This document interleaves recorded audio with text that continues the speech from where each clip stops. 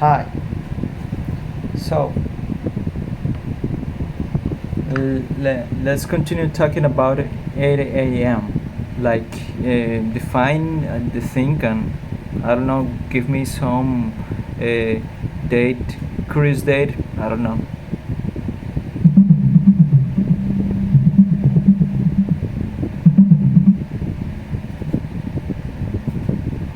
That can reason, decide, and act autonomously.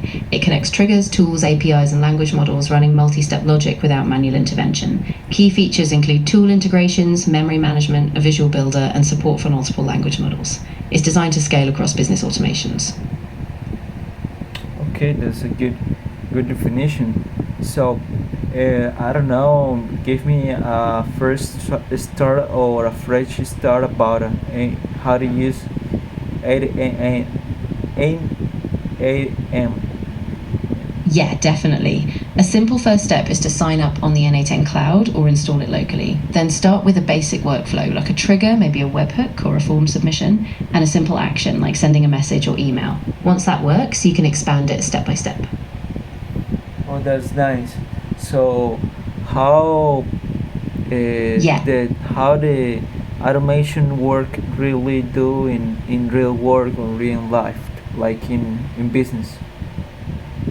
Great question. In real business, automation takes care of repetitive tasks like sending follow up emails, updating customer records, or syncing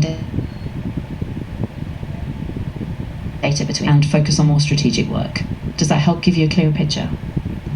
So, give me like a brief of the day-to-day work or life that of someone who works in automation. Yeah, sure. A typical day might start with checking dashboards to see how automated workflows are performing. Then they might tweak or build new automations like connecting systems, adding logic, or testing new integrations.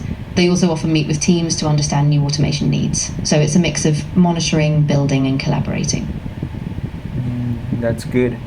So Yeah, we also teach the person to use the tool. What you mean? exactly. So often, as part of the job, you train other team members, like showing them how to set up workflows, use triggers, or understand the results. That way, the whole team can benefit from the automation. Okay, that's good. So I don't know. Give me an example of some Yeah, real business. I don't know. of course. For example, imagine a sales team. You automate a workflow so that every time a lead fills out a contact form, it creates a record in their CRM, sends a welcome email, and notifies the sales rep. No manual steps. That's a real Yeah, business impact. I get it, but what I mean is like mention a business like Google, Facebook, I don't know, whatever tech tech company. Got it. So, for instance, a company like Uber might use automation to handle customer support, automatically categorizing requests, triggering follow ups, and routing issues to the right teams. So, big tech companies really scale their operations using these tools. But give me a specific example, like I don't know what you say, handle customer super, what they do Sure, in that exact example. right. So at Uber, they might automate customer service by using a bot that when a user requests a refund or reports a ride issue, it gathers details, checks common solutions, and either resolves it or routes it to a human agent. That way, they handle a huge volume of inquiries quickly and efficiently. Okay, I get it.